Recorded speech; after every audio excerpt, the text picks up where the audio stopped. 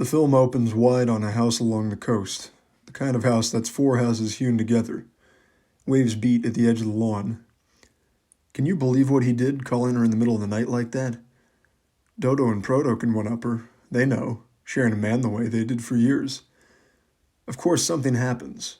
Of course sadness reaches her even here, in the safe enclave of the rich. On screen, the women settle into fluid formations across the sunken living room floor. In the dark of the theater, someone moves to sit beside you.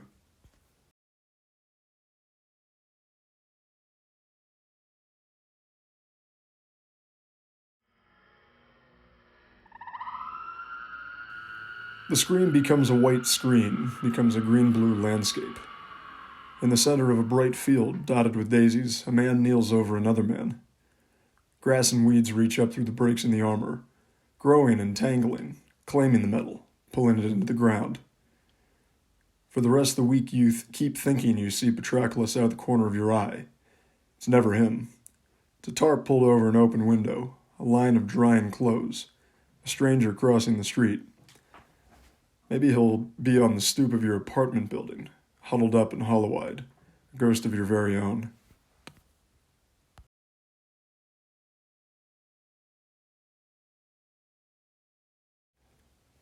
The movie gives you déjà vu.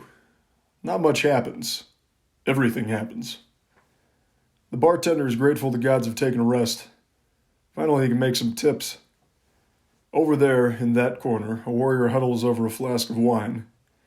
That morning, he looked a man in the eyes as he pushed his spear through his stomach. Their fingernails are dirty and their collars are crusted with blood.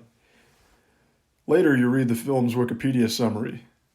Those men stayed through the night, drinking and bonding and waiting, all to be called to war the next morning and killed. Bodies melting into their enemies.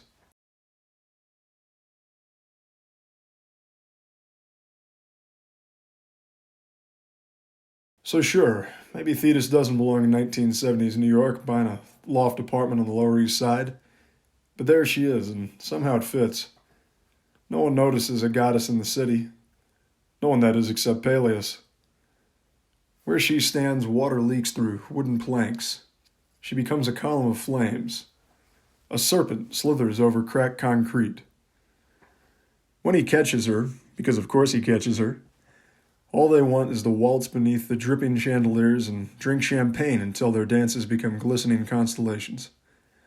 But she's a goddess, and he's just a man.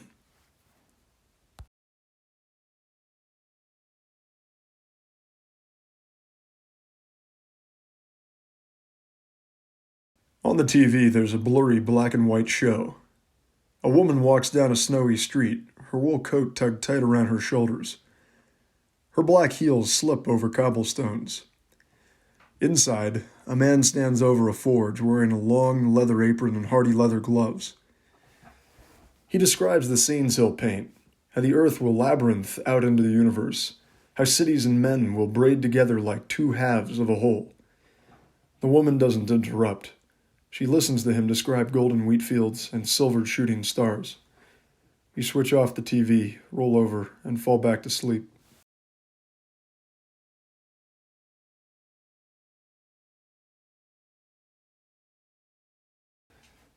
You live close to home now. Every Saturday morning, you drive to your parents and visit with your siblings. One Saturday, you arrive and your niece is already in the living room watching Saturday morning cartoons. You settle in beside her just as the next episode begins. The intro credits, a 2D animation of a hammer hitting at a shield.